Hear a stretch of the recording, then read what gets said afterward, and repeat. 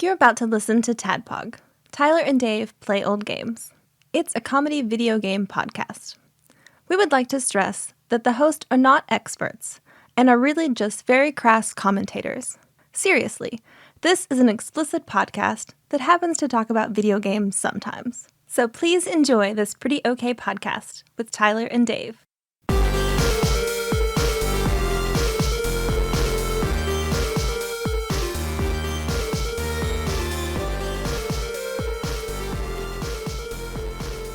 Hello, Internet. Welcome to another Tadpog podcast. Tyler and Dave play old games. Today's game doesn't really have the name recognition, so I don't think we have to really go into all the ins and outs of the game, because I don't think we'll be getting a lot of brand new listeners on Street Racer for the SNES. Probably not. Probably not. It could still happen. It could.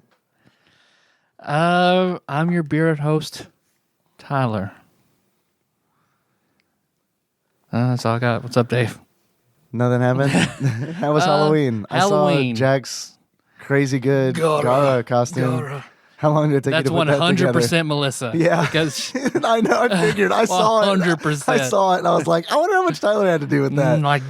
I helped take the picture. Yeah.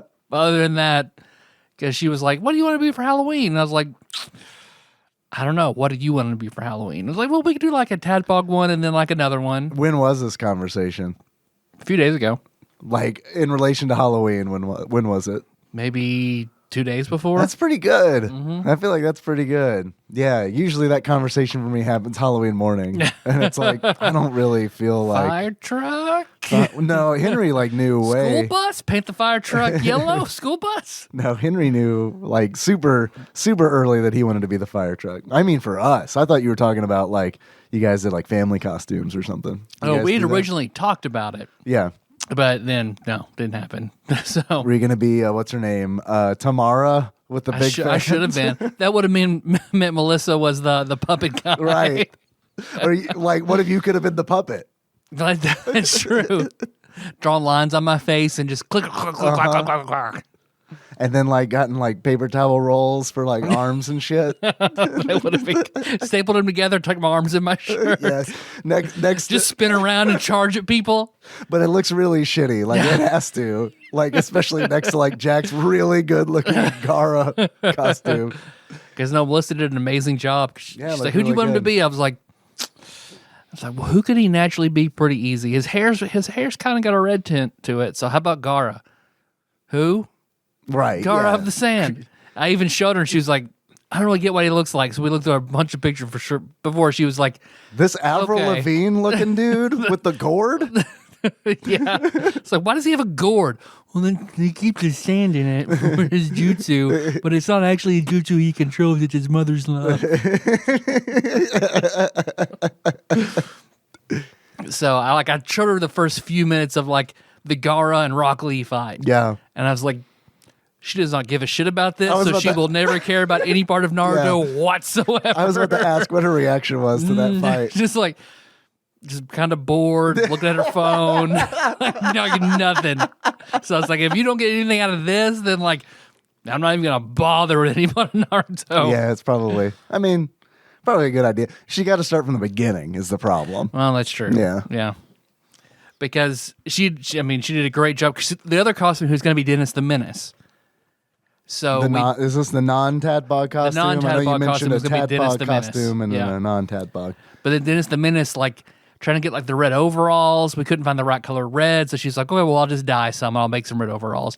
And they turned out a weird color purple. She's like, all right, fuck it. Garbra or whatever it is. Garbra? I love that it was easier to put together a Gara costume than it was a Dennis the Menace costume. Ugh. So really, it was just black. Because I showed him, I was like, well, what's easiest? Because we've got young Gara, teenage Gara, adult Gara. What do you think? The elderly Gara. Elderly. Vote for Gara. So the kid costume was probably the easiest. Yeah. It was just black with the belts and the white sash and the gourd. Yeah, it looked good. So, he already had black stuff. So then Melissa cut felt out to make his the first brown belt. Yeah. And then she just had a strip of white cloth we made for that one. And then I had, because you see around, I couldn't put it on his belt because it's too small, but I tied the sand symbol headband protector or head protector around his waist because I actually had a real one of those from a special edition Naruto DVD set. Is there a scratch through it? No, I thought about it. Yeah. Didn't want to hurt the resale value on Right. that. I get it. I mean, Guard was never a rogue ninja, so. Oh, he didn't have the scratch through it? I don't know why I thought that he did. Because most of the time when you see it, you're used to seeing it scratched out. Like a few of the Akatsuki. How many of the Akatsuki? Because I know the big guy, one of the big guys, the big puppet guy in the Akatsuki has it struck. Oh, through. yeah? Yeah. Did you guys do anything for Halloween? Like, no, we were going to hand out candy, and no one came. Melissa took a paper bag and turned it inside out, and then wrote the Gara symbols on it, tied a piece of red string around it, or a red. She cut up a bag and put the red thing around it, and then kind of pumped it up a little bit. Yeah. Getting it on was hard. Then we found like just some red spray to make his hair really red. And then she pulled up the tattoo, and she was very specific, like looking at the screen and taking a makeup crayon or whatever, and drawing the tattoo on him. We got the eyeliner was just not gonna. We get the bottom one. It's like that's it.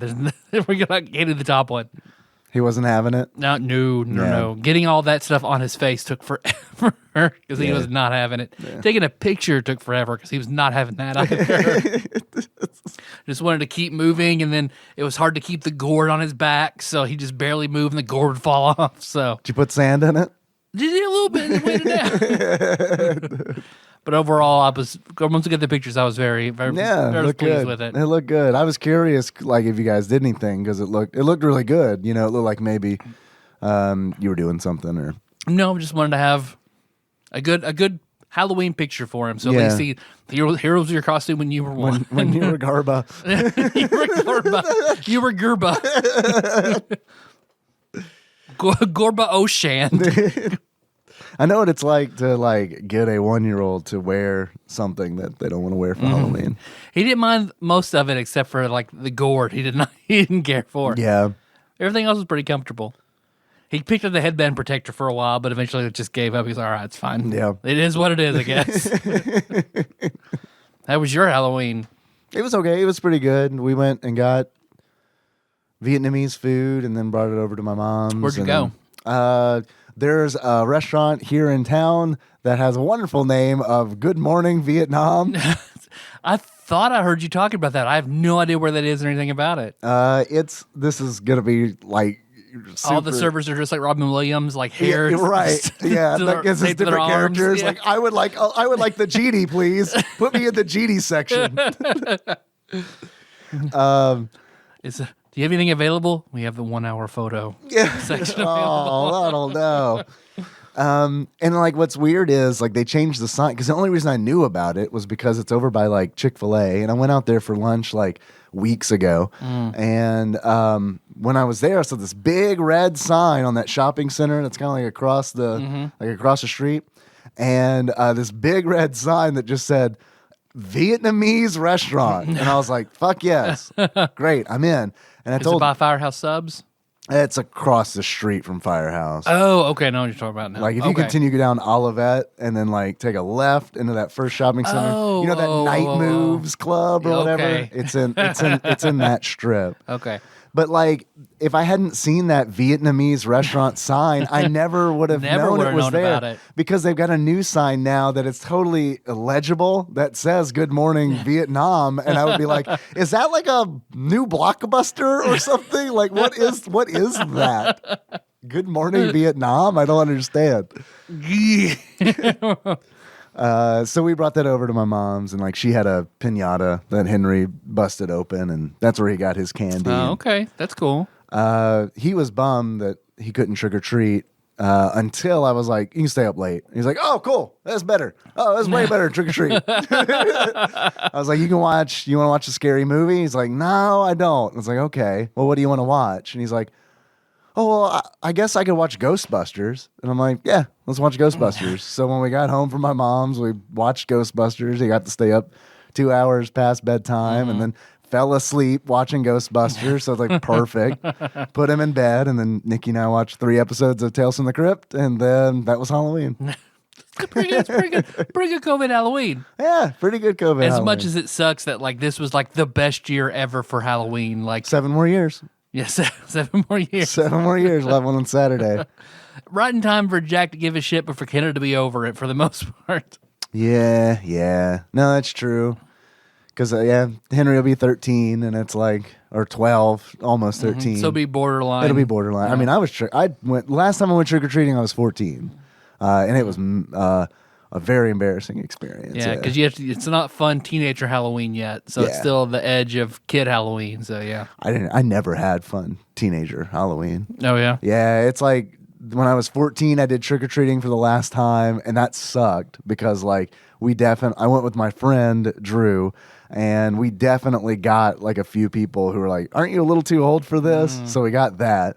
And then like, I don't know what the fuck. I can't tell you what I did for 15, 16, 17, 18, up until my 20s. I have no idea what I did for Halloween. up until the Halloween contest, the 90s. What did you? The 90s Halloween party at your and Brandon's apartment. Yeah, and I guess that was like, almost 10 years, like 10 years after my last trick-or-treat. My sister was like 13 years younger than me. So I'm sure like by the time I was like 15, I was, doing stuff with her, probably going with her to trick or treats. Yeah. Things I should probably remember, but don't. So Melissa was asking me, like, when was the last time you had a good time, like, going door to door? And I was like, I remember going door to door when I was like 6, and then basically never again, because then it was just trunk or treats at church. Then Halloween was, the devil's holiday, and you're not going to go out. And even if you do go out, my mom was adamant there are drugs and razor blades in everything in every house, no matter what. People just shoving expensive drugs just into candy to give away to kids. Razor blades ain't cheap either. Actually, they are very cheap. So I remember going as Wolverine, where my mom dyed thermal underwear yellow, drew brown triangles on it, and I had like dishwashing gloves with the like pieces of cardboard wrapped in aluminum foil for Pizza my claws, basically. And then nothing again until I remember my Brandon Hawkins of Legend of Zelda fame. Yeah, got his license, and we were. It was right after a trunk or treat we had to go to. Even then, when I was like 14, he was 16, and he was driving me back home, and he was like, "Fuck it, dude, let's go to some houses and trick or treat." I was like, "We don't even have any costumes." He's like, "Just do what I do," and he tucked one of his arms into his shirt, and we just went to like 4 houses down this Golden Acre strip right here. They all kind of looked at us but laughed and gave us candy. Yeah, that was the last time I ever went trick-or-treating. Well, when you're trick-or-treating at that age, you're essentially playing Mafia, where it's like, I dare you to not give me candy and see what happens. Nikki had when we were coming back from my mom's, there were some trick-or-treaters on our street that we saw. Mm-hmm. And it was like, well, I guess we should get some candy put together. We had some in the house because Nikki was going to send some with Henry to school because they were going to have a party at school, but Henry got sick, and that was a whole thing because it was like we took him to the doctor on Thursday, and the doctor was like, he has strep. So we're going to run a culture test, and because children aren't showing all symptoms, we're going to do a COVID test too. Mm-hmm. So it's like, okay, I mean, that all makes sense. So they did the COVID test. That came back negative after a couple days, and then after that, we got the strep test back, and it's like, oh, no, I just had a cold. And now I have that cold. But I mean, I'm glad he didn't have strep, because it's like, it took like 3 days to get the results back. And it's like, man, if he has strep, I want him on antibiotics, now, I want this to get better now. 24 hours, so it's not spreadable. Put it in there. Right.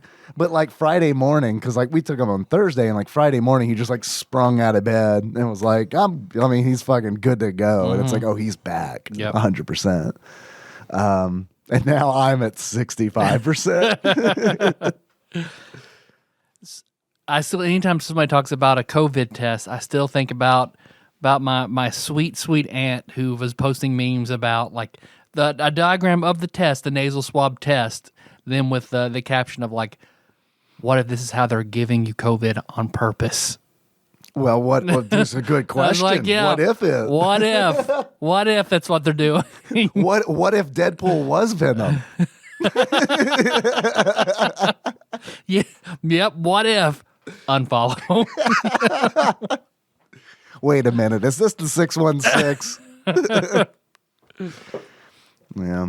So, we saw the kids, right, trick-or-treating, and because Henry didn't go to school on Friday, we had, like, little mini candy bars and stuff like that, and it's probably the most tension that we've had in the Moore household in years. Because everybody wanted that candy? No, because I told Nikki, I was like, well, let's just set a tray out and, get a bucket and put the candy in the bucket and put a sign on there that says candy. And she's like, yeah, okay, that's a good idea. It didn't say take one, it says candy. Right. And that's kicking kids downstairs. She wrote on there, happy Halloween,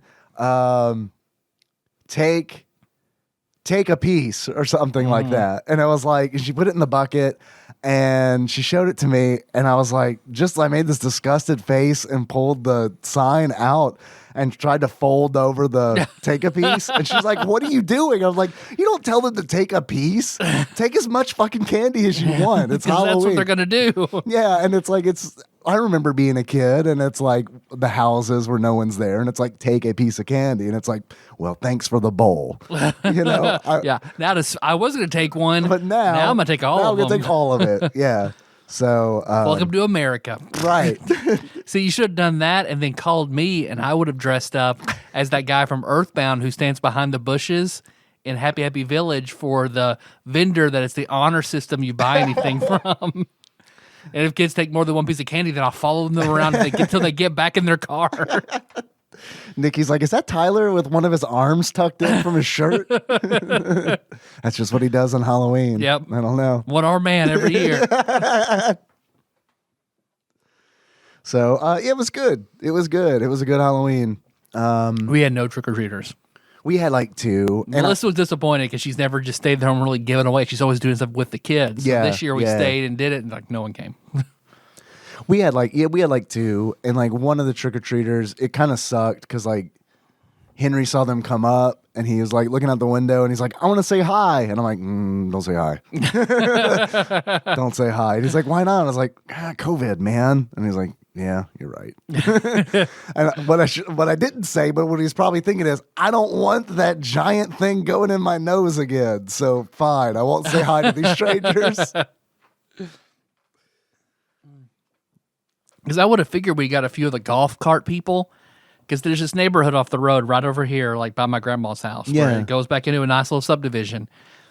I didn't know that existed. Yeah. That's wild, because it doesn't seem like there would be a subdivision back there. But they all apparently have golf carts. Yeah. And they just drive up and down the road a lot. Yeah. So we'll see like 5 or 6 different golf carts. They go all the way down this road and all the way back just on their golf carts multiple times a day. Every time I drive home or do anything in the middle of the day, like, yep, they're out there just driving up and down the golf carts. What a figure golf cart kids. Get your golf cart going down, go to the houses, trick or treat. Nope, nothing. We've got one of those golf cart guys. Yeah. Yeah. It's always just kind of like, get a GameCube, man. What are you doing? Get something. Occupy your time like by not doing that. Because it's like, I mean, look, he's being safe and everything, but it's like, you're on the road where cars go. Uh-huh. And you can't like really get off to the side because you're on a giant golf cart. You're on a fucking giant golf cart. It's the size of a smart car.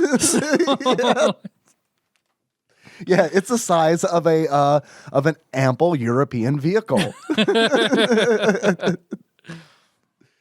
So yeah, we only had 2, and it was very chill Saturday. It was awesome. It was one of those Saturdays where it's like didn't have anything to do, and that's like the first Saturday that's been like that. And it was everything you thought it could be all year. It was great. It was great. And I even thought about like at one point, because I got that. I know last week on the show I mentioned I got that Eon Mark II GameCube adapter. The GC Loader PNP mod came in, so I installed that on Friday. So that's what allows me to play GameCube games from like an SD card. So it's like, well, shit, man.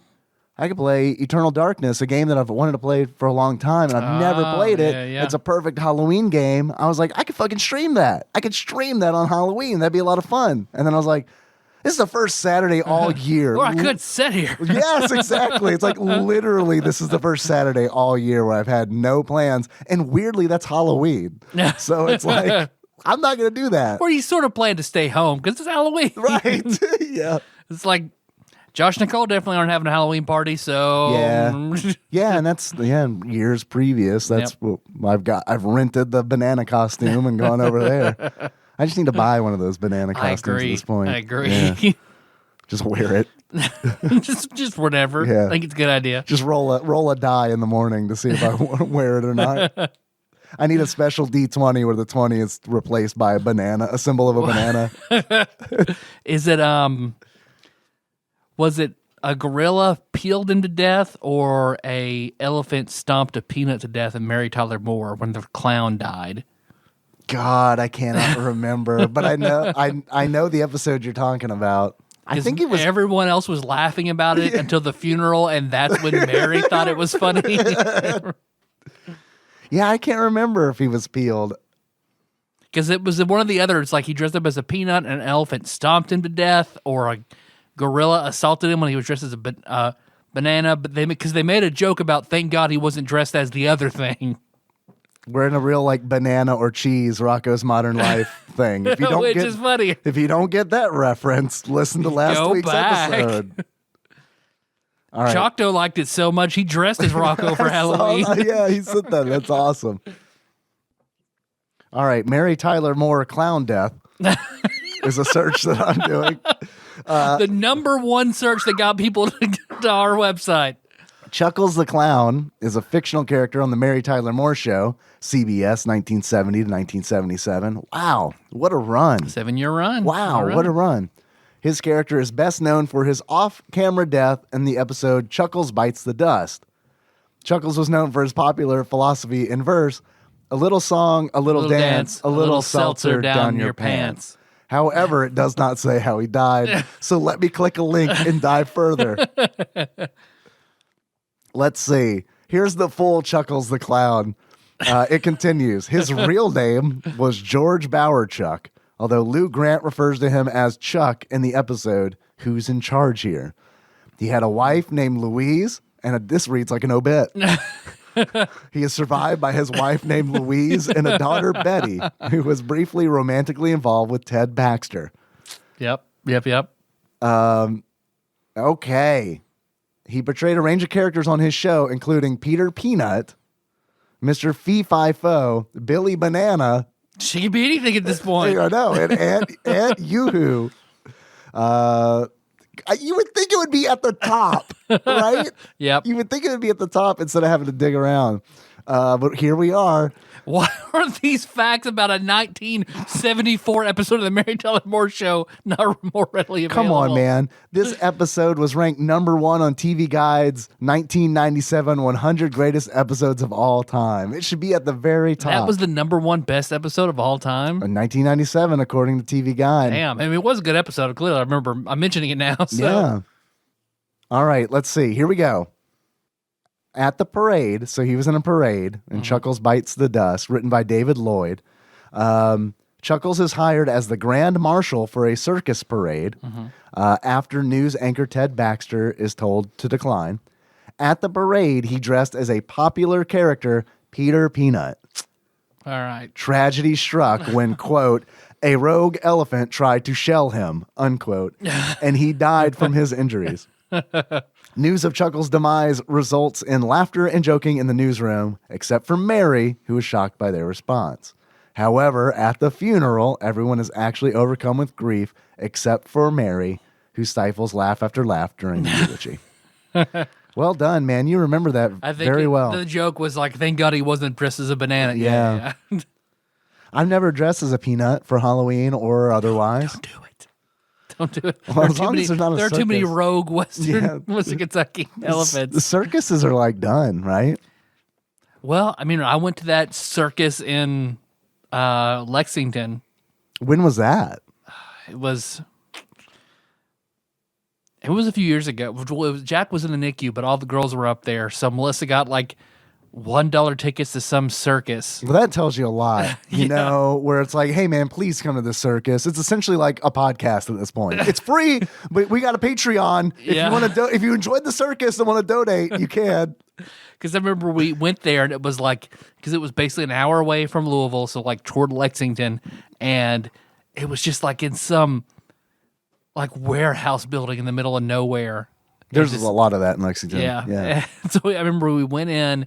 And it was just like this, I mean, little bitty, like, sort of circus where they were just, like, doing some tricks. And the big point of the show was this this dog that they had dressed up, this, like a schnauzer dressed up like a toy with, like, a key in it. And they had trained the dog, like, it would walk a little while and stop. And the woman doing that would put the key on it and wind it up, and it would go a little bit more until eventually, like, she was winding it and it wouldn't go. So like this big thing about how the toy just died. And all the kids were upset and like she like prayed life. You can find it on Facebook. I've since seen it on Facebook. Really? Yeah. Is it titled Worst Burlesque Ever? Yeah. The one where the toy breaks. So Toy Dog Circus in the show notes. I'll know what that is tomorrow. Yeah, it'll be fine. It'll be fine. That's like whenever I make notes, like I'll jot notes down in my like work book, right? At work. And weeks later, someone will call about that thing. And it's like, oh, let me check my notes. Pineapple squared. What? I don't know. And then I have to pretend like I know, but I'm trying to fish information out of that person. Yep. Man, I sure love fruit squares. Right? Look, clearly we've talked about this before, but pretend we hadn't. If we hadn't.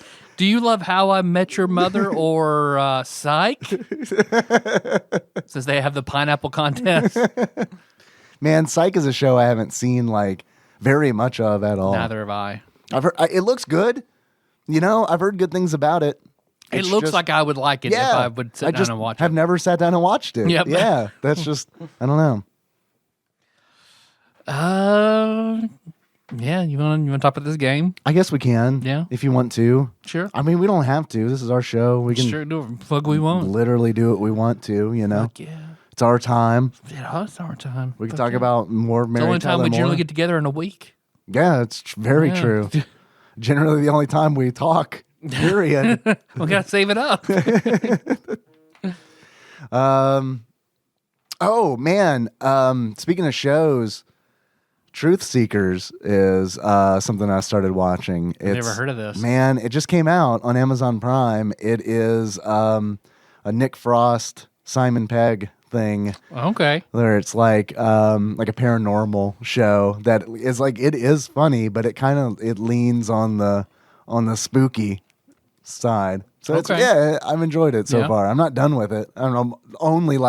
I've only watched the first episode twice because I watched the first episode and I was like, Nikki would really enjoy this. Cause like we've watched a lot of we watched a lot of Simon Pegg, Nick Frost stuff together. Yeah. And this like gets into like the ghost hunting stuff that like she used to watch all the time. So I was like, I watched it and I was like, she would really enjoy this. So today at lunch, I was like, there's a show I think you'd like. And we watched it. And then so when it was over, she's like, yeah, let's watch that. And it's like, cool. We'll never finish a show. But I love that we've connected over this episode.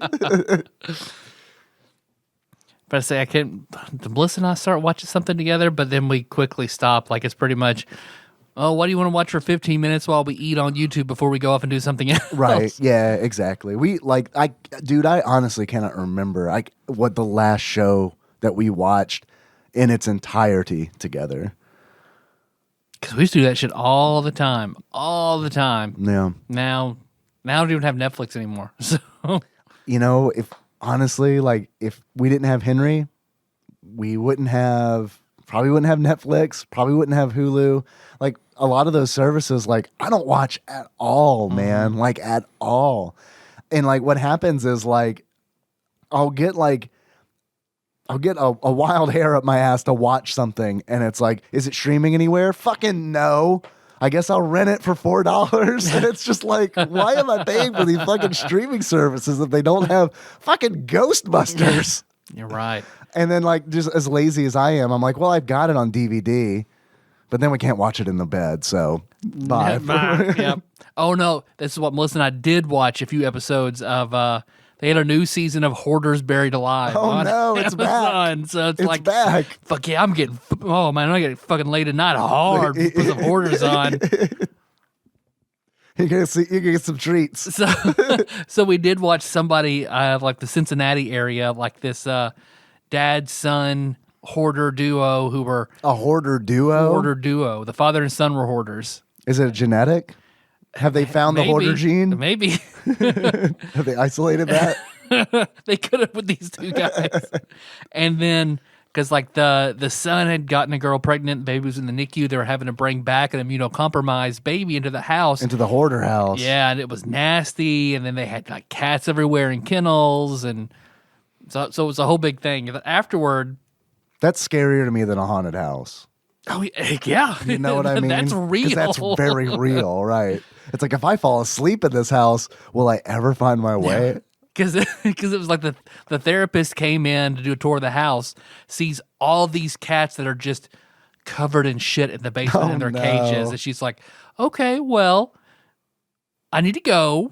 And she goes and calls the ASPCA, and they come and take the cats. And the two guys are like, that's such a betrayal. And you don't see the therapist again because they know better than to put her back with these insane people. Right, sure. And then it gets to the point where like the sheriff becomes more like the therapist, where he keeps coming back. It's like, if you don't clean up your house, you're going to go to jail for 180 days. Why don't you clean your house? And they have the people over, and they're throwing a bunch of stuff away, and then it stops. The sheriff comes back, and he's like, you didn't clean enough. Court's tomorrow. And it doesn't say what happens. So that leads me like, I got to know what happened to these guys. So then I'm searching So wait, on Facebook. the episode ends or something? Yeah, it ends with like, what the it fuck? shows some pictures. Sometimes you get resolution. Sometimes it's like, we don't know. We ran out of time. We left. That's bullshit. Yeah. That is bullshit. So, but I find online that, oh yeah, that dude definitely went to jail for 180 days. Yeah. And like, Did he get to keep his shit though? They repossessed his house and sold it and everything. And then that leads me then to a link to his Facebook. So I'm reading the dad's Facebook, which is fucking hilarious. Super fucking hilarious. And I show Melissa, and she's like, I never thought about finding the Hoarders on Facebook. Because we did the game show host from like the 70s, 60s, 70s, and 80s. Yeah. So she's like, the Hoarders, oh man. So then we find the son on Facebook. She friends the son. Oh no. Which his Facebook is like cringe funny. The dad's, though, is just like, holy shit, cringe funny. God. Why are there so many hoes on Facebook? Hoes? Hoes. Sir, their thoughts? I just want somebody to love me. Won't somebody cuddle me? I need some hoes. Don't text me and then block me. Where are my hoes? Wait. I just want love. Is he upset about the hose? Or does he want the hose He wants on there? the hose, and the hose come in, and he's like, why don't you stay and love me, hose? Too many damn hose. The amount of hose I in know here. I've been to jail because my house was that gross. But come on. I'm the gross house guy. Who wants to fuck? Yeah. Well, we'll probably do it at your place. Wait, you guys, you mean you don't have a dozen cats covered in shit in your basement? Never mind. Pass. Tired of these hoes, man. That kind of reminds me of, did you see the crazy Louisville house? That was kind of like, had like a moment of internet fame. It was this crazy fucking house in Louisville that was for sale. And you know how you can do like the walkthrough tours and stuff? This house, a guy had lived in this house, which was also, I guess when he bought it, a Church of Christ building. So it's like, it is just this weird, so it's got like a baptismal bathtub in it with like stairs that like lead up to nowhere. And it's like he was using the house as like a warehouse for shit that he was selling stuff on like Amazon. So it's like all just like shelves and racks. But like if you look at it from the outside, it just looks like a normal house. Like people were speed running, like whether like find the bathroom, like because it was like Take the virtual tour. See if you can find our virtual scavenger hunt and find these items in his house. So then we at work tried to do it, but we couldn't do it, and like because it's like, well, where's the bathroom? So we watched a video of a guy doing it, and it's like, okay, it's right there. So we tried to go, but they won't let us go there anymore. And it's like my boss was like, why won't they let us go there? It's like, I guarantee you that if you go down that aisle, there's porn that this guy was trying to sell. Because it was like in a section with like DVDs and Blu-rays and stuff. I was like, there's porn there. And then like 4 hours later, he sent me a link to an article, like a post where it's like, yeah, they removed the bathroom section because there's a still photograph of like this enormous rack of pornography.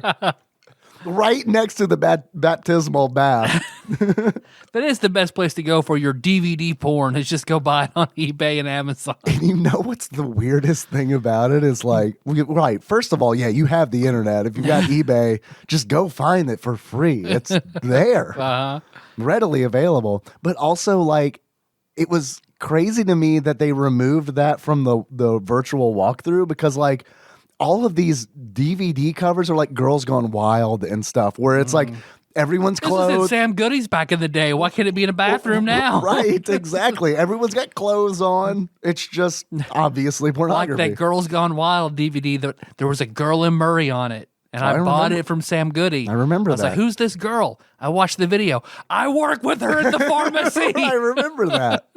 That was a big deal. But of all the girls that I could have been from the pharmacy on this video, she is the one I would least want to have on the video. That's a metaphor for life. Yep. Yeah. So there we go. That's your Girls Gone Wild monkey's paw. That's how it works. I think that guy was like a real douchebag, wasn't he? Like he's like, I don't know if he's in prison. Oh, he was in. Yeah, like, I remember he went to prison for. Is that the bum fights guy too, or like?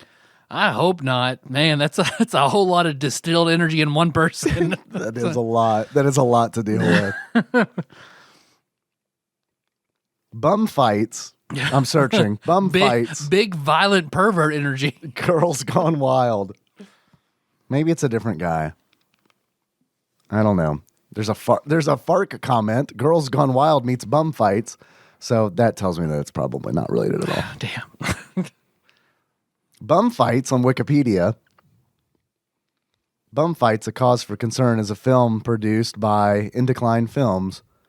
Yep. Okay. Makes sense. The video features primarily high school fights caught on tape and homeless men, most notably Rufus. I remember Rufus.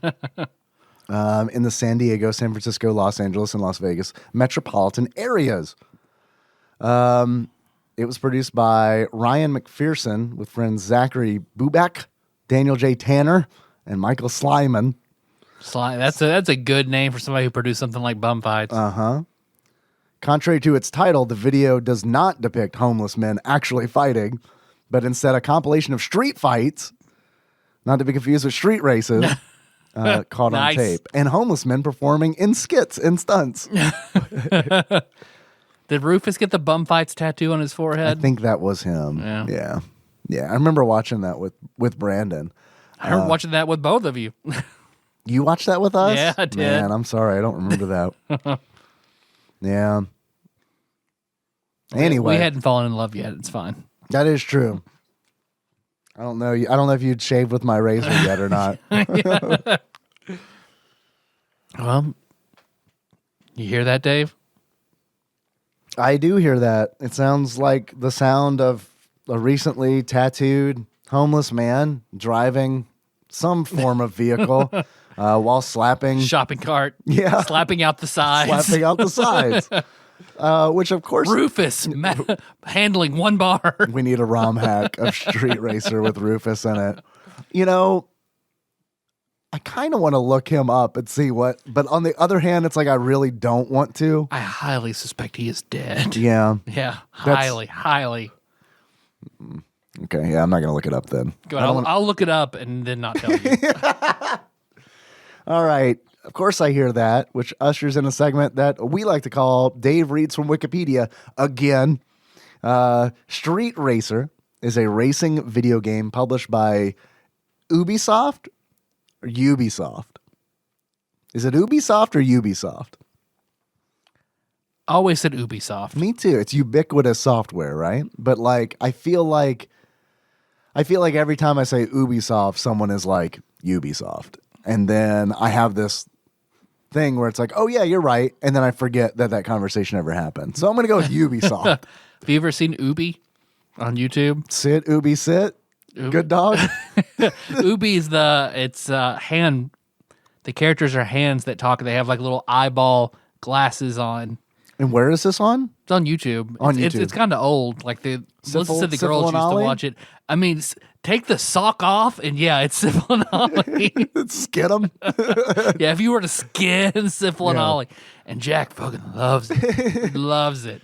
His favorite character is the hand that's a dance instructor, but also has like a rat tail on the back of his hand. Maybe he's a Jedi youngling.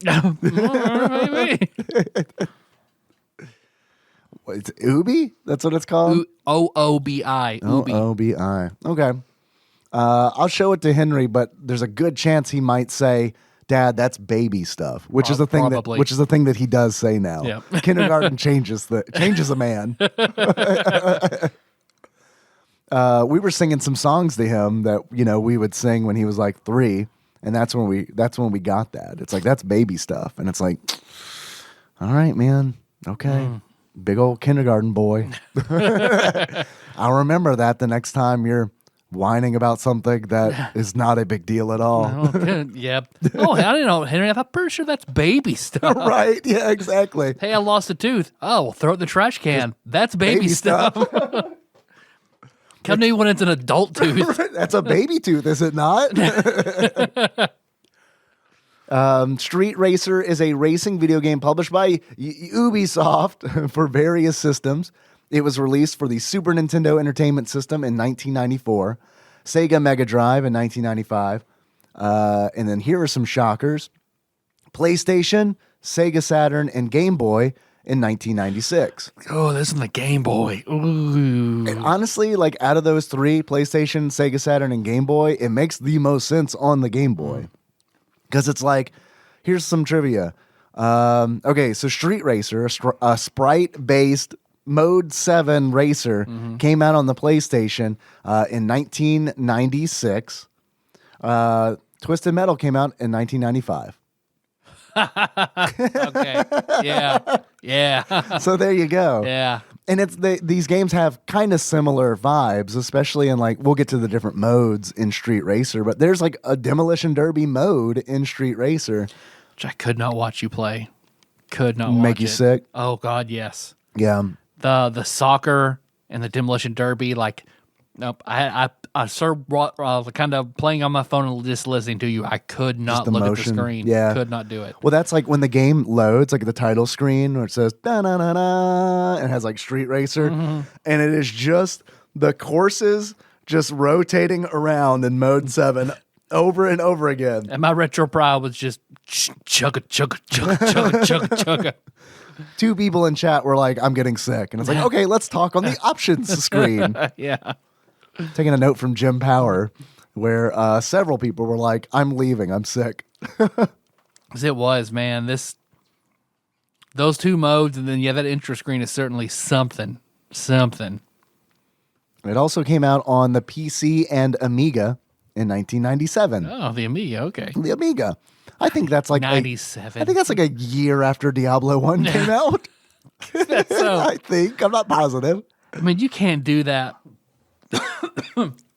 I mean, it has to be kind of a universally loved game for you to be able to get that sort of mileage out of it. And it wasn't. No, it not was at not. all. It was not well received. Somebody up top in some corporation liked it to have it remade like this.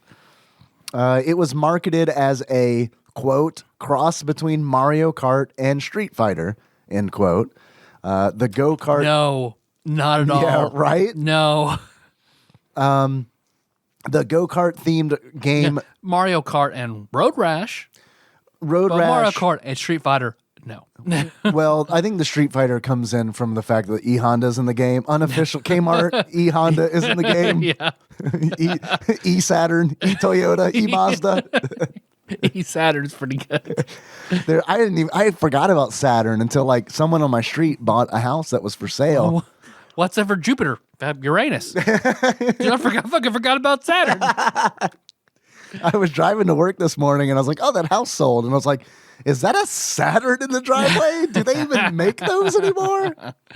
And that was Brennan Hawkins' first car that he drove us around to trick-or-treat in. It was a white Saturn. It was? It all comes around full circle. So we used to listen to Gangster's Paradise in the church parking lot in.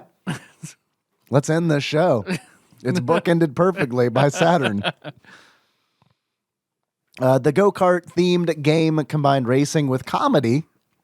That's not in quotations. I just want to point that out. I was about to say should be. Yeah, that's written as fact. if Jeff Dunham was also a racing game, these characters are about Jeff Dunham level characters, especially Suzulu. Yeah, Suzulu, the African king, I guess. Oh, fucking racist as shit. It's pretty culturally insensitive. Oh yeah. Oh yeah. Especially the cover of the game where I expected to see on the cover there is the flying carpet that also has wheels on it. Yeah. I expected to see that guy, not a racer. Yeah, he is.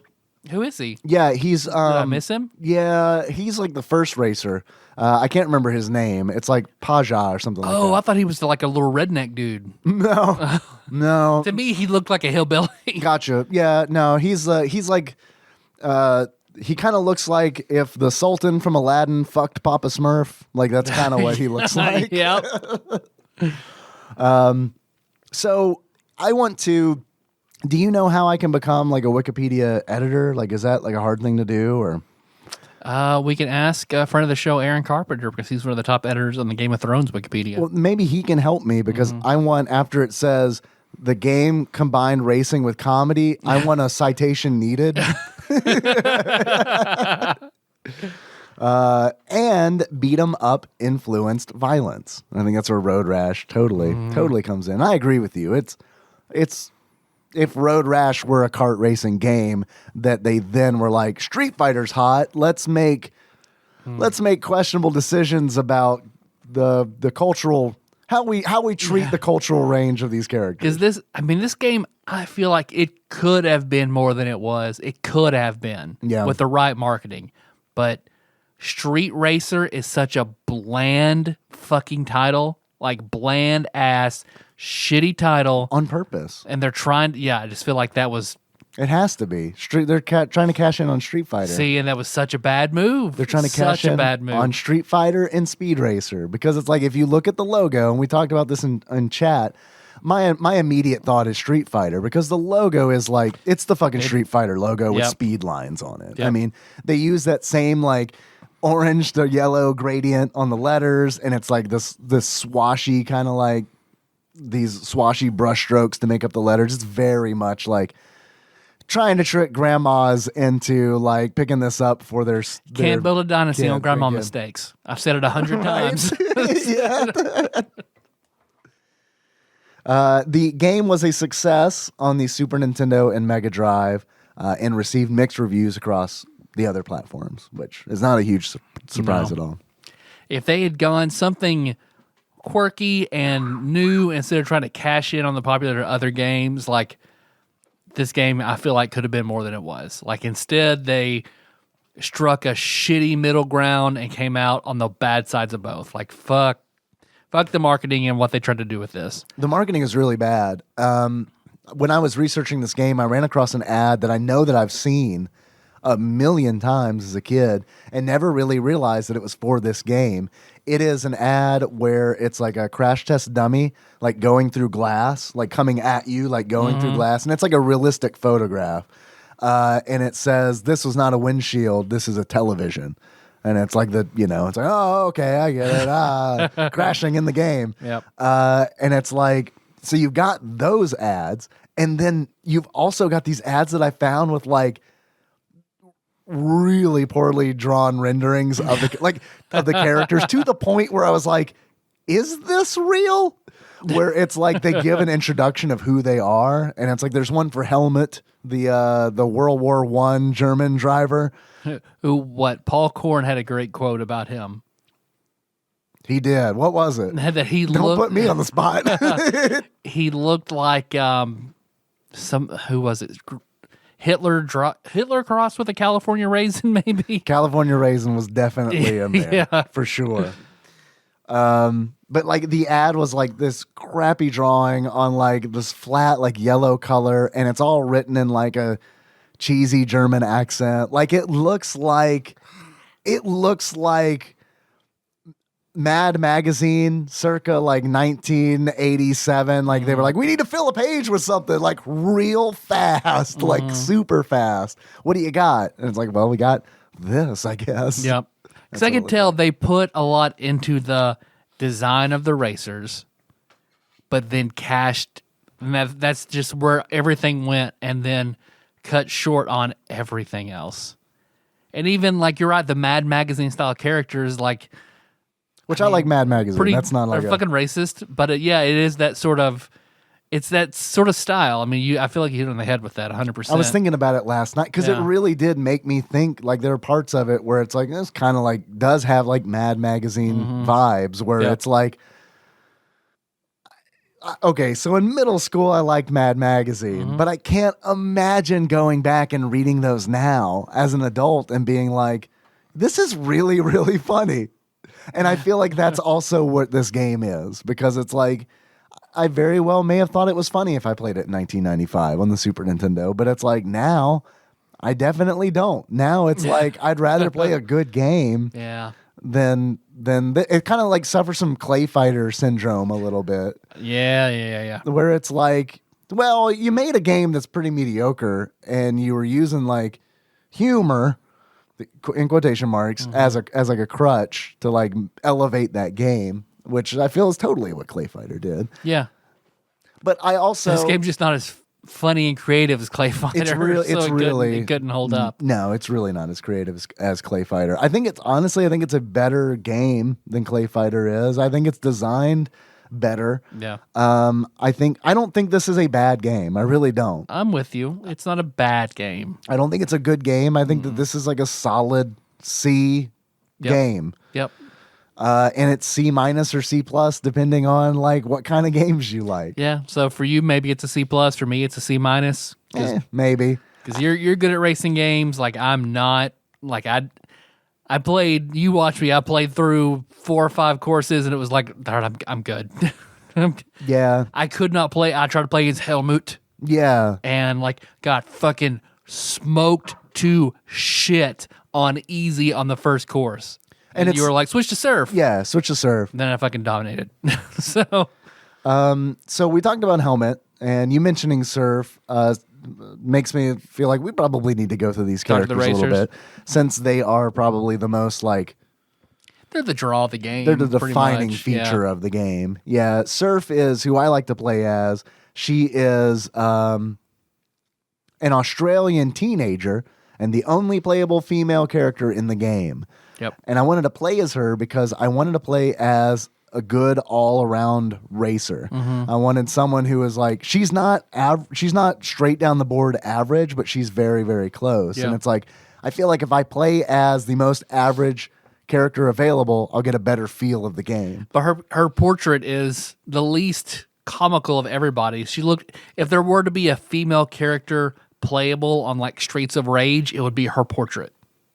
Yeah, I mean, she's like sexy time character, essentially, because like she's in the like pin up pose, like her arms up, like above her, like back behind her head, and she is. I didn't play as many of the other characters. I played as Sumo-san, E Honda, E Saturn. I played as him in one of the different game modes, Rumble mode, which we talked about briefly. That is essentially you're on a very tiny square arena. Fucking tiny. It's so small. Tiny. So small. And you're trying to knock each other bumper car style off of that arena. And if you get knocked off the arena, you're out. And then the last racer remaining on the arena is supposed to win, I think, but I also played a game where it's like I was the last one there and still got third place. I guess it's because I didn't knock enough The people number off. of people, yeah. And on that, I played as Sumo-san the first time because I was like, sumo. Makes sense for that game mode. Yeah, sumo. Yeah. This is we are sumo wrestling and bumper cars essentially. And I did okay there, but then later on in the game, I played as Raphael, who is a suave ladies man from Italy. He's the dude with the red. He drives a red sports car. He has the shades. He's and an ascot. He's like Johnny Cage essentially. Okay. Like if Johnny Cage were in a kart racing game, that's him. That's Raphael. Yeah. And he was awesome at Rumble because like each of these racers have a special move where it's like you press a button on the controller and they perform their special move. Some of them you wouldn't even know are special moves because they're so bad. Like Surf's, I played the entire game. I've raced all 3 cups as Surf. I can't tell you her special move. Oh, is it like her tires sort of inflate? Like yeah, there's like spores or something. I don't know. But like Sumo-san, like he like charges up with electricity. But Raphael, when you use his special, these giant horns come out of his trunk and blast people away. And it's like on Rumble, that's amazing. Because it's like you just drive up into a group of people, honk the horn, and it's like, oh, okay, 3 are dead. There's Helmet, who we talked about, an ace pilot from Germany. He looks like he's the fucking Red Baron. Right. His car little special turns into the Red Baron. Yeah, it turns into that. Yeah. What was the Red Baron's plane called? It had a special name, right? Snoopy's enemy. Not the opposite of the Sopwith Camel. The other one. And then there was Hadja. Right, I couldn't remember his name. That I should have remembered because it's like the Sword of Haja. That's the dude you saw on like the magic carpet because like his car will turn into like a magic carpet for like a couple seconds, and he is a magician folklore hero from Turkey. And this game actually kind of has a history with Turkey. The Fokker D1 Dredecker. Meet the Fokkers, a World War I story. Fokker, you Red Baron. Thanks for looking that up. There's no way I knew that because I would have remembered that it was a Fokker. There is also, you can play as Frankenstein if you would like to. That's yeah. Who is. Because the cover of this game looks like fucking wacky racers just with different intellectual properties they stole. Totally. And this is like, this is like where it totally gets in like Mad Magazine territory for me. Because it's like, yeah, the wacky races kind of style. Yeah. Frank Space Einstein is, believe it or not, according to Wikipedia, based on the creature created by Dr. Frankenstein. Well, shit. They should have called him M-Monster. The name of the vehicle he drives, you want to take a guess? Let's put. No. Would you like, I can give you a hint. They might get sued by DC Comics if DC had cared a fucking lick about this game. Superman. It's called the Batmobile. God. That's just as bad as my guess. Then there's Suzulu, who we talked about. A very culturally insensitive depiction. Oh, yeah, it is. He is a voodoo specialist from Africa. Mm-hmm. And then there's Biff, who looks like Vin Diesel. Yep. Which is amazing that this game came out before Fast and Furious. Telegraph Vin Diesel pretty good. Yeah. Vin Diesel got his look from Biff. Biff is a bald American bully type character from the USA. Surf, there's Surf, who we talked about. Her last name is Sister, Surf Sister. Sumo-san, Raphael. And then apparently in the later versions of the game, there is a character named Rabbit, who is a secret unlockable character who is just a rabbit. who is in the intro Just movie. hops, not even in a car. Man, that would be great, wouldn't it? I hope. God, I hope so. He's probably driving like a carrot car. You're probably right. What was I vaguely remember this like McDonald's Happy Meal toy of like a carrot car. Like they were all these like vegetable cars. I mean, it makes sense to me. I can see it in my head. Well, man, I wish I could remember what it was. But yeah, they're all these like, I guess, vegetable cars. It's like in the same era as like the McDonald's Transformer toys that I know we've talked about a billion times. Do you remember like it was like fridge fighters or some shit where it was like these army toys, but they were made out of like stuff for your fridge? Like the tank was a carton of eggs. Oh man, I didn't until you said that, and then it's like, yeah, I think that I do. Did you have any of those? No, I always wanted them, but food fights or food fighters or something like that. Yeah, maybe. I can't help you on the name, but I do vaguely remember seeing commercials for that, I think. I always wanted the Creepy Crawler Factory. Yeah. Creepy Crawly Factory. Yep. Yeah. Okay, well, this seems fairly recent. The Genod Wooden Rabbit Lappin' Carrot Car Push Toy Early Learning. No, I don't think that's it. This is what I imagine a carrot car toy to look like, though. Yeah, it did kind of look like that. I'm going to do Carrot Car Happy Meal toy. This is great podcasting. Google old toys in real time. Google Mary Tyler Moore episodes and old toys. Here it is. It's a Muppet car. Hey, Melissa, what's up? That Gara costume. I don't have my pills though. What you get? That Gara costume looked really good. Yeah. It was a Muppet toy. Oh, okay. Yeah. Sorry, this item is sold out. Vintage McDonald Happy Meal toy Muppet carrot car. It looks like it has mushrooms for wheels. Bless you. Bless you. I've given you my cold already. Nice. I've been trying to cough off mic, but I'm sure that has absolutely been picking up, and I am not going to edit it out at all. Because if you're here, you're a long-time listener. And you're used to this shit. Yeah. 1987 Fraggle Rock McDonald's Happy Meal toy. Oh, yes. Okay. Here, let me show you. There's another photo. one with like cookies for wheels. Yeah, there you go. Yep. Okay. That's it. Yeah. Oh, and Good look, pull. 9 new listing matches for my eBay searches. Sorry, I have to do this for the rest of the show. Food. I was right. Food fighters. Food Fighters?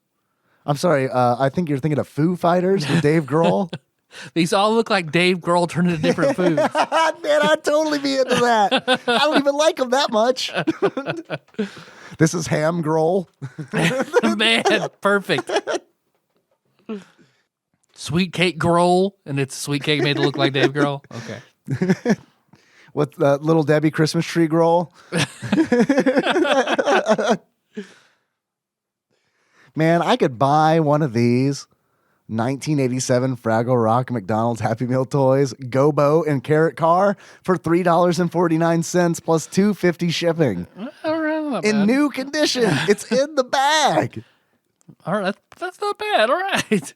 I mean, it's absolutely a waste of $6, but I could do it. Look at that, or buy 3 shitty Super Nintendo games. Oh yeah, I'm probably gonna do that instead. Look at this. You remember this one with the aubergine car? Look at all these, man. Damn. 1987. I do remember those.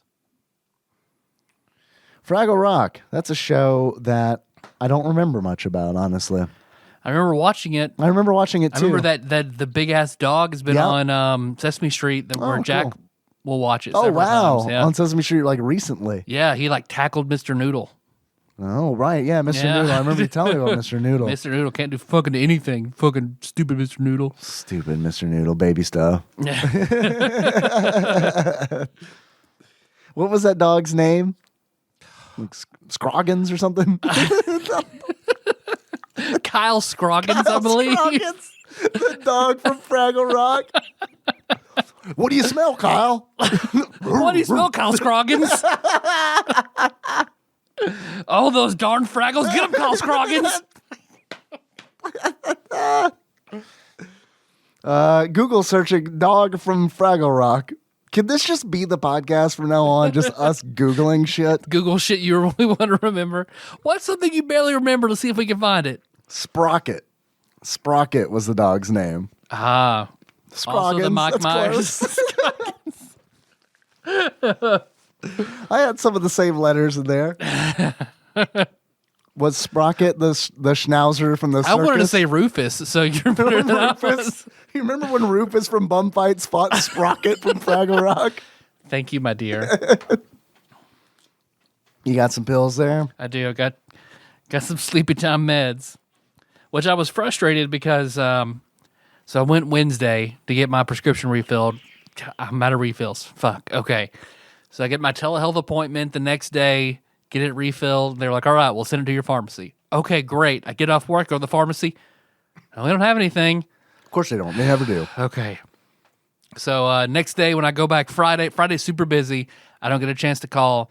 But when I go back to the pharmacy after work, nope, we still don't have anything. I guess you're going all weekend without any sleeping medicine. Good luck with that. So then when I called today, I was like, I didn't get it. Like, oh, okay, well, I'll make a note for the doctor to call at the end of the day. I was like, no, that's not going to work for me because it might not come I haven't through slept again. in 4 days. Yeah, so I would appreciate. She's like, okay, I called. It's there. We verified. Okay, thank you. Could you not have done this 3 days ago? Yeah.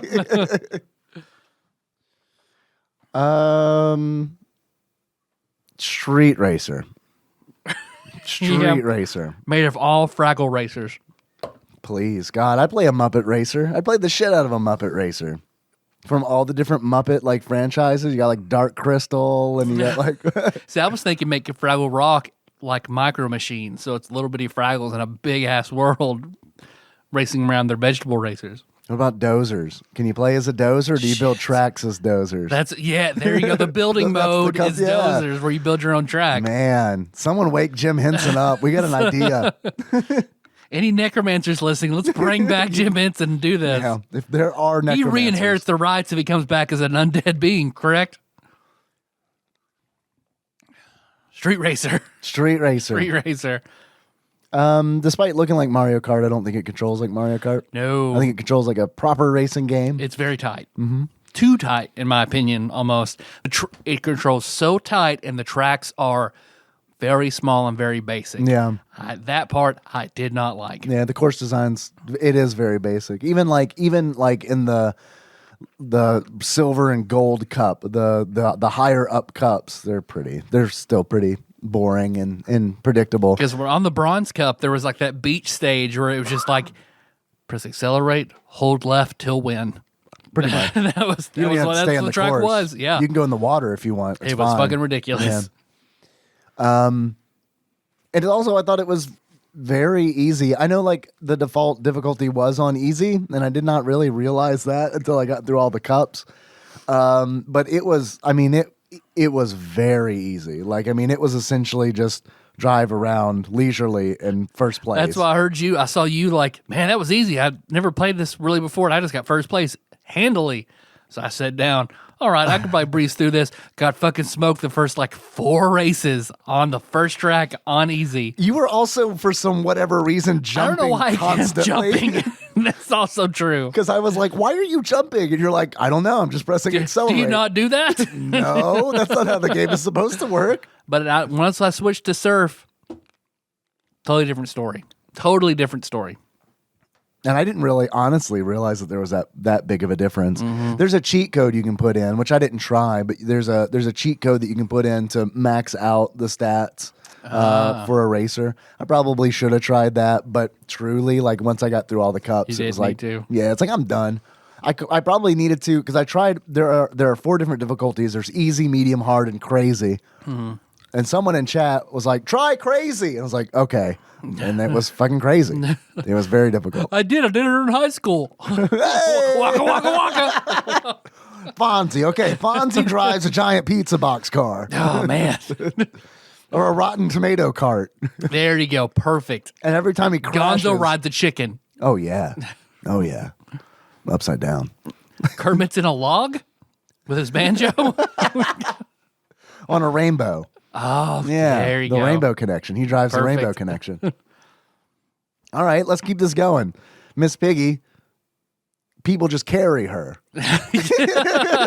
4? Yeah. She's in, what do you call those? A palanquin. Yeah. Four people running on a palanquin. Nice. Palanquin sounds like a fucking Batman villain, but it's a thing that the people carry royalty in. Yep. Dresses her Egyptian character or whatever as Robin, this has to be the work of Palanquin. You're right, Pat. Great Scott, it's palanquin. Robin, my money's all gone. I guess Bunsen would ride Beaker. And these are all the Muppets I know. Ralph? Animal just runs. Yeah, like on all fours. Yeah, totally. Ralph, totally grand piano. Yep. Like on casters, right? Yep. Rolf. Oh, did I say Ralph? Is it Rolf? Rolf. It's Rolf, okay. And What are other Muppet babies? Waldorf and Stadler. They drive a giant lemon. You're perfect. Yeah. That they have parties on when they get first place. Because You coming to our Waldorf and Statler lemon party? you know they were blowing each other, like, for sure. They're up in the balcony. They're always... Gives you the hand jobs. Right, yeah. That made my dick go soft. Well, it's not like you didn't have lots of trouble there anyway.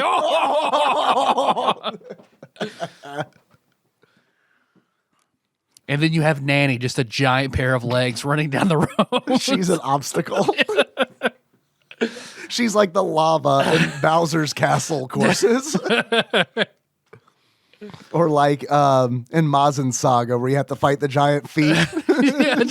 Nanny's feet is coming in from the sides. Oh my God. Can you name any more Muppets? I mean, everyone else, I guess Bean the Bunny is the next tier of Muppet babies. Yeah, you're like, now you're in a whole nother level. I don't even know.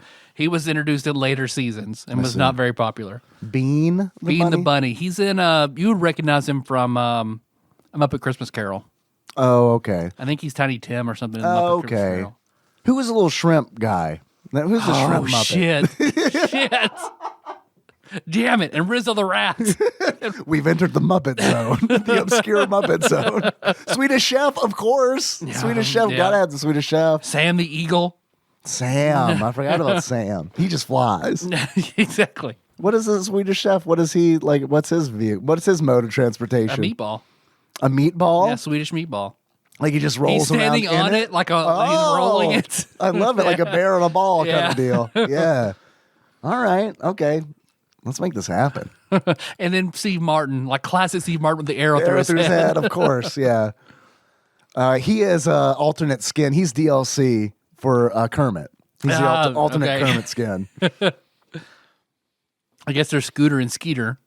Scooter and Skeeter. And then there's the female musician. I can't remember her name. She's Dr. Teeth. Also a Batman villain. Robin, this looks like the work of Dr. Teeth. Hey, why don't you check out this video game podcast? Well, I tried, and they talked about Muppets, and then Googled bum fights. They coughed and blew toys. their nose into the microphone several times. I heard they used to talk about porn, but don't do that anymore. No one talks about fingering girls. They'll talk about Muppet babies and bum fights. This podcast truly has it all. We run the gamut. We've evolved. Yeah, this is our new form called This Is What We Do When We Get a Mediocre Game. Recording in your 20s versus recording in your 30s. I've always been recording in my Recording 30s. in your early 30s versus recording in your late 30s. Any more Muppets? There are none. None. No more. No more Muppets. We've exhausted them. Is the name of the game. No. Instead of no more heroes, it's no more Muppets. No more Muppets. When Gonzo kills the Muppet universe. I'm down for that. I'm down for a murder mystery. Like, let's do a Sesame Street murder mystery. That's what I want to. That's what they address death on an episode. Maybe one of the when Mr. Hooper died. who killed Mr. Hooper. Snuffleupagus. They're pretty sure he was imaginary. The perfect crime. That's a real Son of Sam kind of thing going on there. Big Bird kills him. My friend Snuffleupagus told me. What's Snuffleupagus? A woolly mammoth. There's a Call of Cthulhu idea for you. You're The right. Sesame Street game. That's a good. That Little Fierce would be a murder on Sesame Street. I'm telling you, it could work. A Little Fierce story. Five Nights at Freddy's style, like that. If those animatronic animals could spook me, then probably like a decapitated Big Bird would also do the trick. And instead of Golden Freddy, it's the Blue Bird of Happiness who just ignores all barriers and kills you. Lobotomizes you. You just see him coming in with a screwdriver and a hammer, or an ice pick and a hammer. Look, a screwdriver would get the job done. We all know that. Ice pick's just a courtesy. How big's your nose? We'll make it work. Right.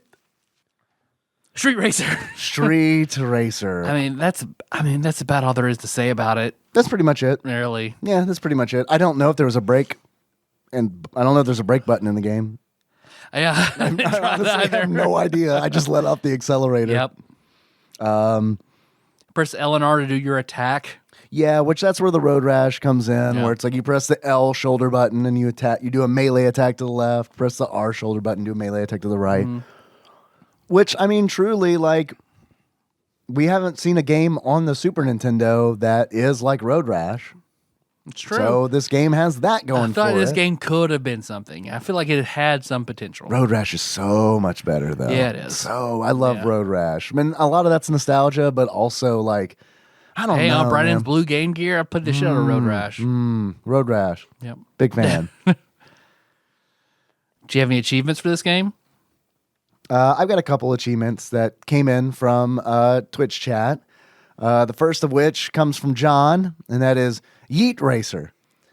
In order to unlock Yeet Racer, run another competitor off the course. Second achievement I got comes in from Cthusiast Jeff, and that is All About Surfing the Surf. In order to unlock All About Surfing the Surf, win a soccer match and 69 rumbles while using surf. Third achievement comes from P. Willie Eaton, and that is You Rumble or You Crumble. In order to unlock You Rumble or You Crumble, win a Rumble match by eliminating all opponents. Easy 10 gamer points. And the fourth achievement comes from Usurper Grim, and that is Go, Go, Go, Street Racer? In order to unlock Go, Go, Go, Street Racer, realize that you are in fact not playing Speed Racer and are playing Street Racer, even though the logo is clearly the Speed Racer logo. And honestly, when I first saw this game, when Randomizer selected it, I read it as Speed Racer at first. I mean, it is You like... did, yeah, because you were excited. Yeah, because like, wow, we've been talking about Speed Racer recently. Oh, no, it's a different game entirely. Tyler, Yes, Dave. do you have any achievements? I have two. What you got? I've got Surf and Turf, and that is Eat a steak. explode your car as surf, crashing into walls. Okay, right? And then, nope, you unlock Nope by singing Suzulu and turning off the game. Yeah, I had a disclaimer when I was playing the game that I don't make the games, I just play them. Just following orders. Right? Who told you to do this? My dark chaotic god. Right.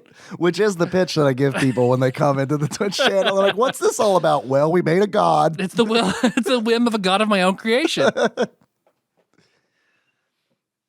I thought the game looked really good.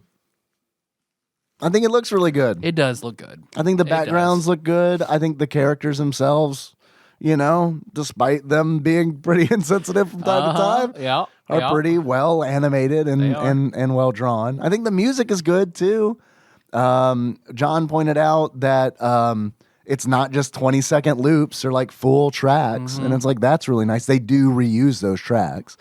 Well, I guess we talked about, you can attack, but you also have your energy meter, and if that runs out, you explode like F-Zero, and it's just over. Right. Yeah, and you get 3 deaths essentially. You can restart 3 different times. There are boosts that you can pick up. The power-ups are on the course. Super hard to see. Very hard to see. You have no idea what you're running over. Just run over something of a color. Right. Yellow, essentially, if you run over something that's yellow, typically it'll fix your vehicle, to repair your vehicle. Sometimes it's lava, and you take damage and jump. Sometimes it's a bomb, yeah. Yeah. And then if you run over the blue thing, you get a boost, which the boosts in this game are like super important, I think. Yeah, you're right. Because you can store up to like 9 of them, and then they work like mushrooms essentially in Super Mario Kart. So I've got a few more questions for you before we wrap up the Street Racer talk. The first of which is, I want to know, where are they now? I want to know where Vivid Image is now. They are the developer of the game. Not to be confused with Vivid Entertainment. I was about to say, they make porn now. Yeah. I mean, they might. Is that your answer? I think they are defunct. Defucked. Safari cannot open the page. http://wikipedia.org/wiki/vivid image. So because the iPad is not connected to the internet, let's see if we can fix that. I don't know how I pulled up this Evernote document, but that seemed to work okay. Magic. It's connected to your heart. Well, that's where most of my devices get their power from. Here, let me do it on my phone here. Vivid, not entertainment, Vivid Image. Pulls up a bunch of different things. Oh, I bet. Vivid Image was a video game developer from the United Kingdom, founded in 1988. It became so it was succeeded by Dink Interactive. Mr. Dink, okay. Mr. Dink from Doug, dual income, no kids. And it was then the name Dink Interactive. They changed to Sobe, not to be confused with the beverage company. This company steals everything. And Sobe apparently was founded in 2000, and they are still around. Their headquarters are in Istanbul, Turkey. And they are known for... Pachinko? No, the motorcycle racing arcade game, Enduro Racer, which Sandwich Pope Phil mentioned to me in chat. And I was like, what is Enduro Racer? And he's like, it's one of those where like you ride on the motorcycle. It's like one of those. Where you ride a gimmick? Oh, okay. Yeah, it's the gimmick machine, which I never played the snowboarding game, but they always had that at the executive end where I would get my hair cut in high school. And they're like, pay $2 and you can like play this snowboarding game.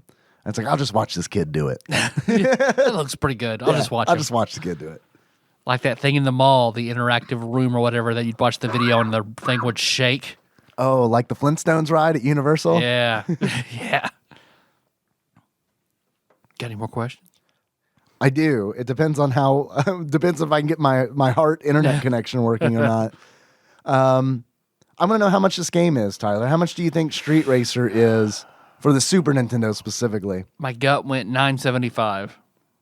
$9.75? Any particular reason? It's just what my belly was like. It's this one. It's $9.75. Say it. Street Racer, loose, on average, for the Super Nintendo, according to price charting, at the time of this recording, is, on average, $22. $22 loose. I can believe it. It is, according to Flopsy, it is a very uncommon game. Yep. Totally believe that. And this is one where typically when we pray to the randomizer and it gives us a game, I'll look it up to see if I want to buy it right then and there and try to get it in time to play it. And this one, I remember looking this one up and being like, no, I'm not going to do it. I'm not going to do This would be a later one. This would be a later purchase. Yeah, for sure. Tyler. Yes, Dave. Out of these 3 games, which is the best? Rank them in order. Okay. Please. All I'm right. curious on your thoughts. I'm curious if they match up with my thoughts. Super Mario Kart, Street Racer, Power Rangers Zeo. because these 3 games are all Mode 7 racers. And I think they're the only Mode 7 racers, I guess, aside from F-Zero. Throw F-Zero on that list. Throw F-Zero on that Throw list? F-Zero on that list, sure. Now we're going to disagree. There we go. Because you're going to put F-Zero top, aren't you? I am. Yeah, and I would not put it top. I'd put it second. Number 4, Power Rangers Zeo. Yes, we're in agreement so far. Yep. Number 3, Street Racer. Street Racer, yep. Number 2, Mario Kart. So yeah, that's where Number 1, F-Zero. Yeah. And it's like, it's close for me, Super Mario Kart and F-Zero. Hey, man, you throw a second player in F-Zero, I'm on board with you. Yeah, you're right. I'm with you on that. I'm with you. But I don't know. Super Mario, it depends. Super Mario Kart, hella fun with 2 people. Yep. F-Zero, probably more fun single-player experience. Yeah. Yeah, you're right. Tyler. Yes, Dave. Does Street Racer belong on Tadpog's top 100 list of Super Nintendo games? It does not. I agree. Although I do think that this would have been a decent rental. Yeah. If Josh and I rented this at Movie Hut together on a weekend, we would have had fun. $5 for the weekend? Yeah. This would have been, I would have been perfectly fine with that. But I would also, when I've returned it, been like, I never need to play this game again. Yep. It's a one-time rental and you're good. Even at the time. Yeah, Yep. I feel like, yeah. According to the Ultimate Nintendo Guide to the SNES Library 1991 through 1998 by Pat Contry, courtesy of Master Mold Mike, would you like to guess how many stars out of 5 they gave the game? 3. Correct. Right on the nose. 3 stars. I think that's probably fair-ish. Yeah, it's fairish. This is definitely a middling game. Yeah. 2.5, 3. 2.5 to 3. Yeah, I'm good with that. Tyler, Yes, Dave. if you were to give this game a beard that sums up how you feel about it, what kind of beard would it be? I would give it the snotty beard of one crying baby Mario on Yoshi's Island. Okay. Because it's the baby, not as good version of like Mario Kart. Okay. All right. That's also covered in snot. Muppet Babies Racer. And has a shrill cry that kind of gets on your nerves.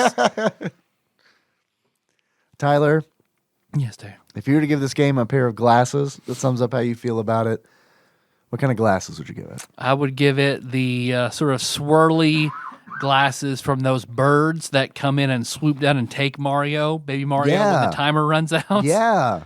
So those things. Okay. They're annoying, but a necessary evil. Yes. Street Racer is the yardstick with which we compare all other kart racing games. Uh-huh. Any final thoughts on the game? It's okay. Yep. Steals too much from other shit, tries to cash in on other popularity instead of just doing their own thing. And I think it killed them. I have a few other questions. If you are down, Yeah? I have a quiz that came in from one Ross Rachel Green entitled, Let's Street Race. Oh, by the way, I guess we're recording this on Monday. It comes out on a Wednesday. Can you believe who the president is? Oh, wow. Can you believe that? Man. I can't believe it because they still haven't announced it for sure yet. Did we record this in 2021? Who's the president? I don't know. I don't know. Probably whoever the Supreme Court says it is. Do you have election day plans at all? Jack has a appointment Wednesday, so we'll be driving to Nashville on Tuesday. You guys are driving up, tomorrow. Ross Rachel Green says, no, I haven't left this to the last minute again. I will say that I was kind of concerned we were not going to get a quiz. Because I was like, well, I guess we could take calls. Yeah, we could have. Because, this came in at Michelle definitely requested it. Yeah. After she had some great Halloween costumes she sent us. She sent us some photos of some fantastic, looking like Dragon Con quality cosplay costumes. Yeah, they look great. I do want to get back to some calls. I guess the problem really is that we got like a huge backlog, and like they really need to be kind of like thinned down a little bit to like the ones that like generate good conversation and stuff. And also, I've said this before, but like I feel like with us doing this once a week, I'd love to do another all calls sometime eventually. Do it for Patreon, but like sometime. like a Patreon. But see, we're also booked up on Patreon episodes for the next 3 months. Yeah.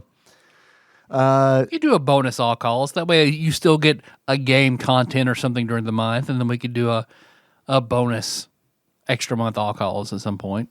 Like two bonus episodes? Wow. Yeah. Feeling generous, Tyler. Yeah. All right, okay. All right.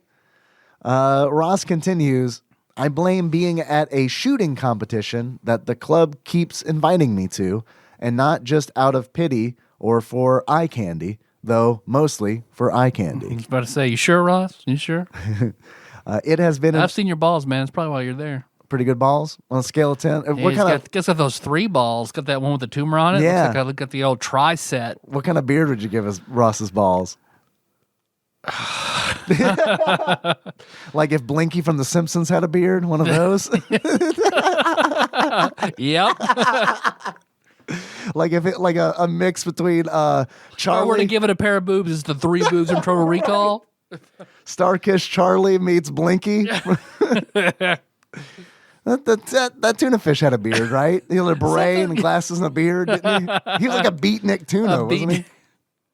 A real Maynard T. Cribs. I give it Maynard T. Cribs' goatee for Ross's balls. Man, I can't wait till we get to Dobie Gillis for the Super Nintendo. Bob Denver's dead corpse for Ross's balls. Ross continues, it has been an uneventful week. The weather has been so bad that the boat hasn't been traveling, so stuff is starting to get sparse in the shops. So that's fun. Ooh. The roof still hasn't been finished because it hasn't stopped raining, and to top it all off, the roof has leaked and ruined the decorating in at least 4 rooms. Twats. Shit. So here's a quiz where the answers match the game again. You know the score. Ross, I hope it stops fucking raining. Yeah, man. Shit. It's been been the Isle of No Man is what it's gonna be. There you go. It's been raining a lot here too. Like this has been like last month, October. Like we got more rain than like super rainy we've ever gotten. Essentially, Yep. It's been lots of flash flood, like at least twice. So yeah. First question, Tyler. Are you ready? Yes. That wasn't the first question. Sorry. Let's do it. The S is a platformer that stars a line of plastic figurines with brightly colored hair. This has to be the Trolls game. I just can't remember what it's called. Secret of Troll Island or something like that. Trolls Super Nintendo. It starts with the S. Super Trolls? Super Nintendo Trolls. Super Nintendo Trolls. Super Nintendo Trollmers. Super Troll Islands. Hey, you said it. Kind of. Close enough. We said a lot of those words. We said all the words in that title. Next question. This T is a ripoff of Lemmings, which sort of sounds like a child's stage of development between the ages of 12 to 36 months. Toddlers? Is that a game? I guess. Toddlers. Tots? Tots in trouble. Tots in trouble. Tots apostrophe in trouble. Yep. Locking it in. It is, in fact, Troddlers. What is a Troddler? It's a prepubescent troglodyte. It's a Troddler. Well, you know, Troddlers reach their teenage years at the age of 4. So it all makes sense. I'm going to pause this quiz for a moment and look up Troddlers. Because I have a hard time believing. Nope, it's real. It's real in the ultimate guide, the ultimate Nintendo guide to the SNES library 1991 through 1998 by Pat Contry, courtesy of Master Mold Mike, gave Troddlers 4 stars. Oh shit, So we got something to look forward to. We have that to look forward to. Maybe the randomizer will be kind and give it to us. Troddlers. All right. It's like a toddler trying real hard. Oh, look at that old Troddler. He just can't draw a swan. It was when Josh's dad, Rod, was a toddler. No, that's a Roddler. A Rodler. My bad. Next question.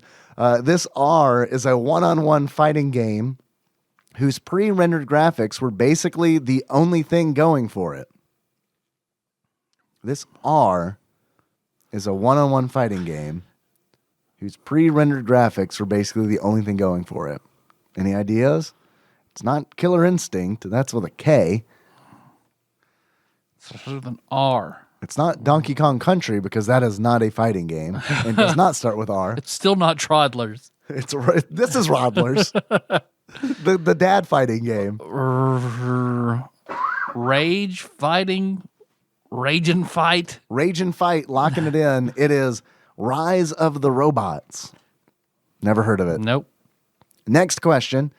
This E is named the same as the instant of time when the plane of Earth's equator passes through the geometric center of the sun's disk.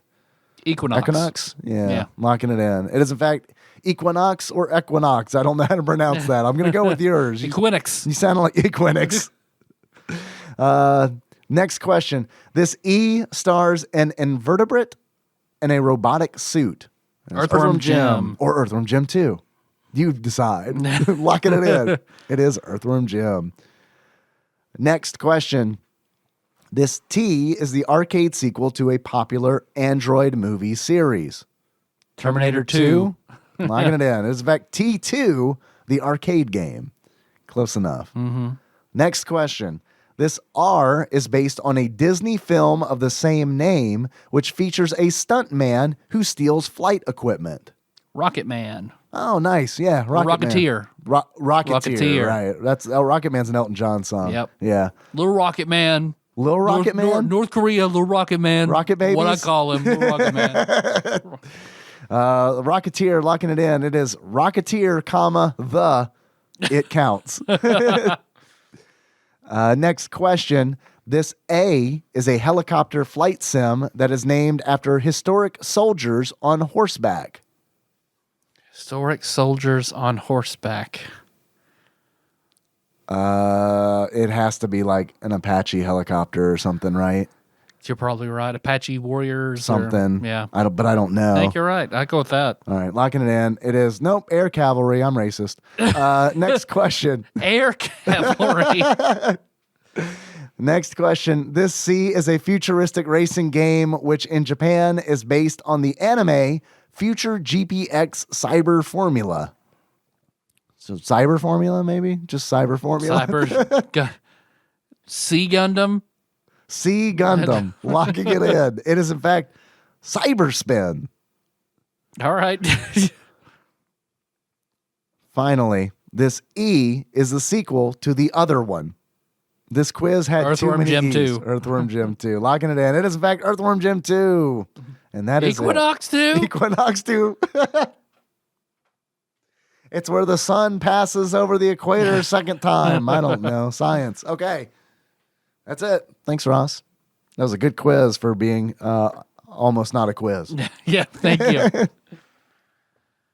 Well, Dave, you know what? I'm eager to see what we get doled out. What the randomizer gets for us. So I'm going to go over here, get this batter up peripheral. What's the randomizer's gift or election day gift? Oh.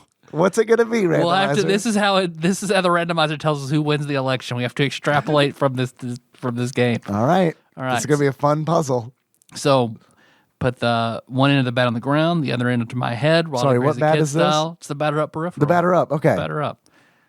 Or maybe I should use the Louisville. No, I'm going to say the Louisville Slugger because I might need to defend my home tomorrow.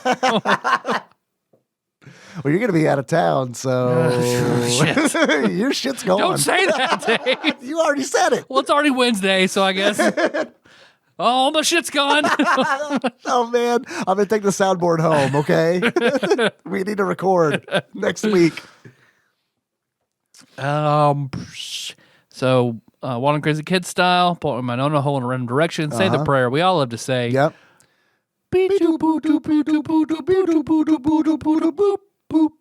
No whammies, no whammies, no whammies.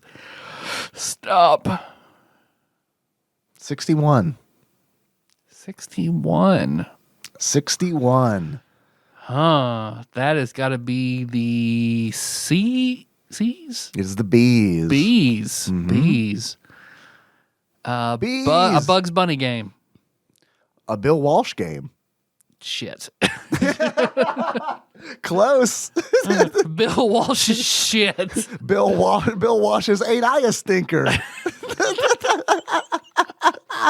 Golf. Close.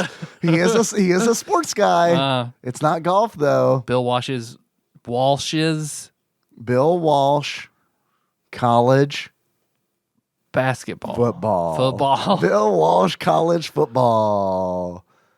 Dennis, come on. Yeah, please, Dennis, come on. Tell us who Bill Walsh is. Please. This is an EA Sports game, so at least there's that. What's in the game? It's probably going to be better than Football Fury, hopefully. I hope so. Which, speaking of Mad Magazine style marketing, like I'm just thinking of the box art for Football Fury, and that was very much like freelance comic style from Mad Magazine. So there we go. All right. So Fuck. Why can't we get Plock or Troddler? man, please God, Troddler. Please God, keep my fingers crossed for Troddler. All right. Hey, do you like us? We're on various forms of social media. So you can find us on Facebook, Tadpog, episode posts and memes there. If you're a fan, you like that dank shit, that's Tadpog Nation.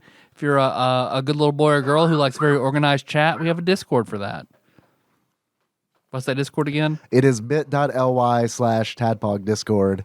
There's the Game Buds channel on there. We play Among Us like every Thursday. That's organized by Game Bud Prime Nate. Yeah. Thank you, Nate. And then there's also the SNES Club of the Month that's on the Discord. This month we are playing Super Metroid. So maybe I'll actually finish this game on my third attempt to play it. Because it's like I got really close last time when you and I were both playing it. We got pretty close. Yeah. We're 3/4 of the way through it, I think. Yeah, it was, I mean, it was, the light at the end of the tunnel was there, and then I just was like, I don't know. Right? Tired of the floaty, jumpy walls. Yeah. So that was nominated by Bovine Bear Matt. So that's what we're going to be playing for November. Okay, sounds good.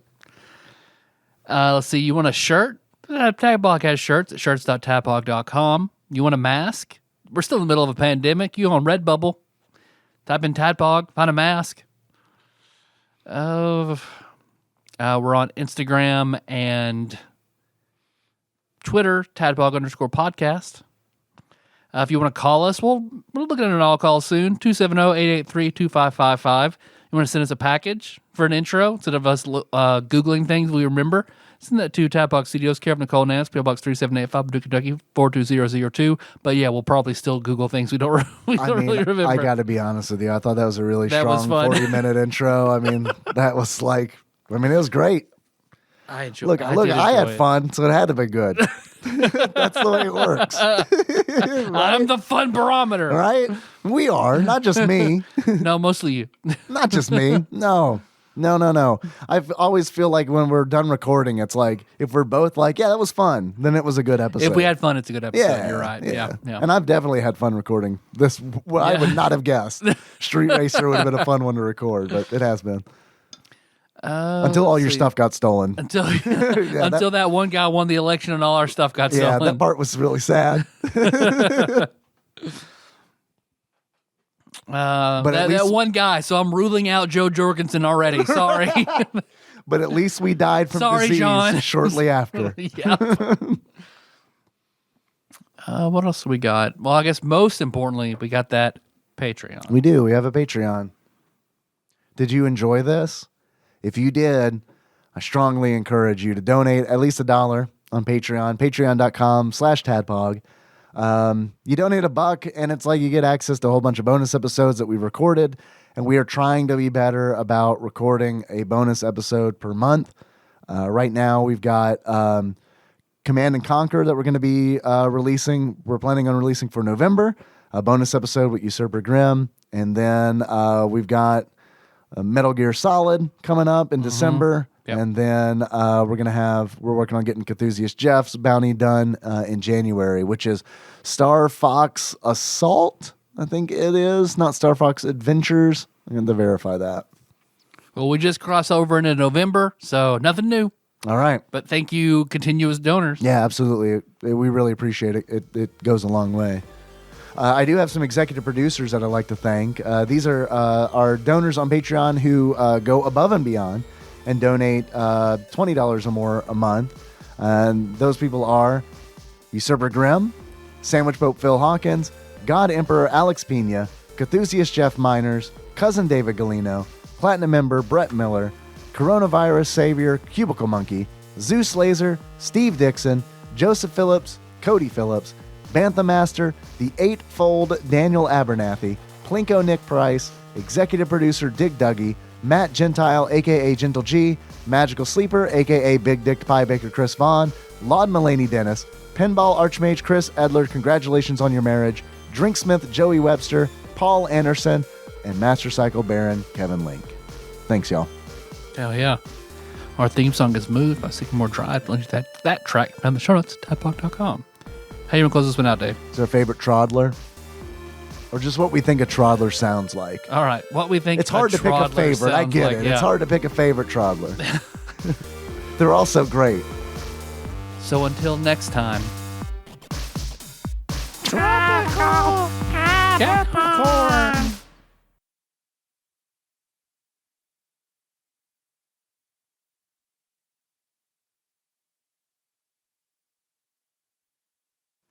I was trying to be Bobby from Bobby's World. So a very intelligent toddler, a Troddler. A Troddler, very intelligent, a creative Troddler. Right. Who goes on adventures. With his spider friend. His spider friend? Oh, yeah. Yeah, the stuff I forgot about that. I was not a Bobby's World kid. Oh, fuck, I love Bobby's World so much. And it's because, believe it or not, I was a jaded child. And I remember when I saw Bobby's World. Could hardly pull you away from that well. Yeah. When I saw Bobby's World, I was like, oh, this is like, they just, I guess, couldn't get Bill Watterson to do a Calvin and Hobbes cartoon, so they did this. Yep, so I don't know who else. See if we do something based on the life of that Howie Mandel guy. The guy with the curly mullet who blows up the surgical glove with his head. That guy seems great. He's never going to get rid of that hair, I hope. You don't think he's ever going to look like, I don't know, a weird Batman villain, do you? The germaphobe. Man, I bet he is not having a good time in 2020.